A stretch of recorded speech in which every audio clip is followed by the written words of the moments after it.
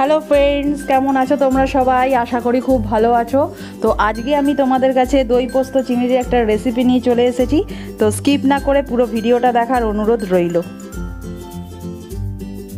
নমস্কার, আমি সুস্মিতার পাকশালায় তোমাদের স্বাগত। তো চলো দেখে নিই আজকের রেসিপিটা।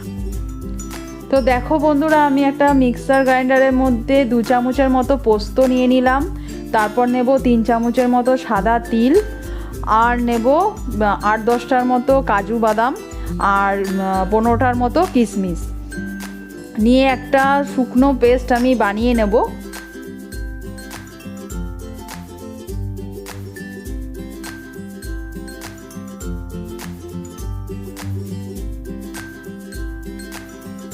তারপর আমি একটা রসুন দিয়ে দেবো এর মধ্যে, ভালো করে ছুলে ধুয়ে নিয়ে। তারপর দেব একটা ছোট সাইজের পেঁয়াজের টুকরো কেটে, আর দেব 4-5টার মতো কাঁচা লঙ্কা। সমস্ত কিছু দিয়ে আমি একটা মিহি পেস্ট বানিয়ে নেব। তো দেখো বন্ধুরা, আমার পেস্টটা বানানো হয়ে গেছে। এরপর আমি 250 গ্রামের মতো চিংড়ি মাছ নিয়েছি। এই চিংড়ি মাছের মধ্যে একটু নুন আর হলুদ দিয়ে মাখিয়ে নেব। তারপর কড়াইটা গরম করে নিয়ে, তো কড়াইয়ের মধ্যে দিয়ে দেবো সাদা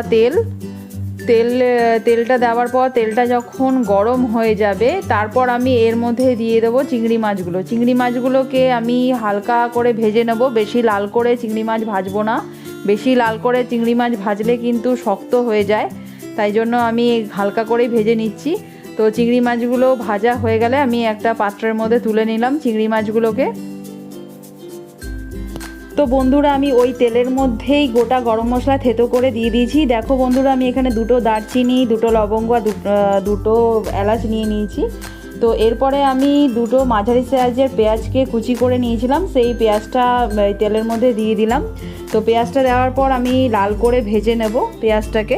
তো দেখো বন্ধুরা, আমার লাল করে ভেজে নেওয়া হয়ে গেছে পেঁয়াজটাকে। তো এরপরে আমি যে পেস্টটা বানিয়ে নিয়েছিলাম মশলার, সেই পেস্টটাকে আমি এর মধ্যে দিয়ে দিলাম। তো পেস্টটা দেওয়ার পর একটু ভালো করে মিশিয়ে নেব পেস্টটাকে।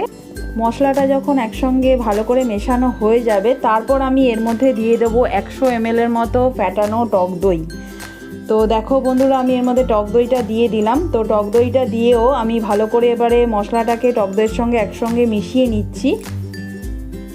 মেশানো হয়ে গেলে এই মিশ্রণটাকে একটু আমি ফোটার জন্য ছেড়ে দিলাম।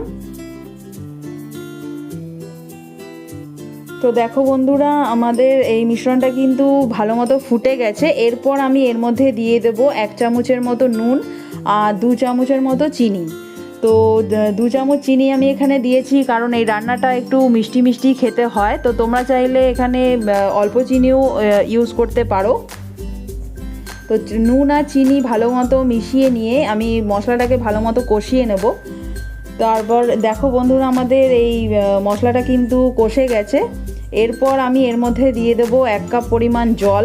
তো জলটা ফোটার জন্য আমি একটা ঢাকনা দিয়ে ঢেকে রাখছি জলটাকে 10 মিনিটের জন্য। তো জলটা দেখো আমাদের ভালো মতো ফুটে গেছে। তো এরপর আমি এর মধ্যে চিংড়ি মাছগুলোকে সব দিয়ে দিচ্ছি। চিংড়ি মাছগুলো দিয়ে দেওয়ার পর বন্ধুরা, আমি একটু চিংড়ি মাছগুলো মশলার সঙ্গে মিশিয়ে নিয়ে 5 মিনিটের জন্য ঢাকনা দিয়ে ঢেকে রাখলাম। তো 5 মিনিট পর ঢাকনাটা তুলে নিয়ে দেখো আমাদের রেসিপিটা কিন্তু একদম রেডি হয়ে গেছে বন্ধুরা। তো তোমরা এই রেসিপিটা অবশ্যই বাড়িতে ট্রাই করো, আমাকে কমেন্টে অবশ্যই জানিও যে তোমাদের কেমন লেগেছে। তো এরপর আমি দিয়ে দিলাম গুঁড়ো করে রাখা গরম মশলা। গ্যাসের ফ্লেমটা কিন্তু আমি এখানে বন্ধ করে দিয়েছিলাম। তারপর আমি আরও 5 মিনিট ঢেকে রাখলাম। তো এরপর আমাদের রেসিপিটা কিন্তু একদম রেডি। তো আমি একটা সার্ভিং প্লেটের মধ্যে চিংড়ি মাছগুলোকে সার্ভ করে নিচ্ছি। ভিডিওটা ভালো লাগলে অবশ্যই লাইক, শেয়ার আর সাবস্ক্রাইব করে দিও। দেখা হচ্ছে নেক্সট একটা রেসিপি নিয়ে। ভালো থেকো, সুস্থ থেকো, সাবধানে থেকো। টাটা।